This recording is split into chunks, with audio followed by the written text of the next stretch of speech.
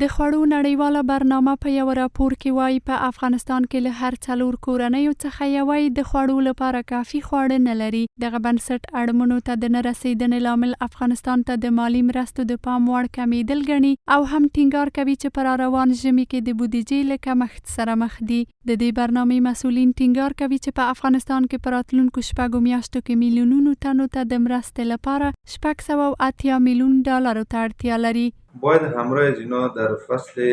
زمستان یا که در روی پیشروی داریم باید همکاری دو جانبه همراه صورت بگیره، هم از طرف مردم و حکومت افغانستان و همچنین از طرف سازمان های مددرسان جهان و در محلات صعب العبور کمک ها از پیش صورت بگیره تا در صورت وقوع آفات طبیعی و غیر طبیعی از خسارات از او و متضرر شدن مردم جلوگیری فوری صورت.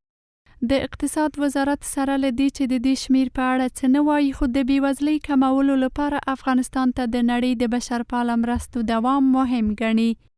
د اقلیمي بدلون او پرلهپسې وچکالیو له امله د کرنې سکتور زیانمنتیا او د کاري فرصتونو او اقتصادي زیربناو کموالی له امله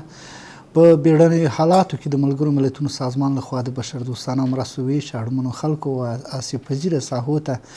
په شفاف او عادلانه توګه د اړونده وزارتونو سره په همغږۍ د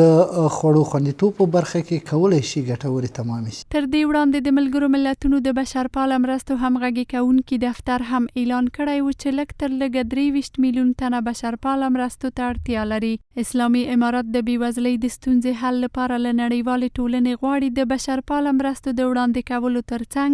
د بنسټیزو او پراختیایي پروژو پر سر ډیر پام ورټول کړي.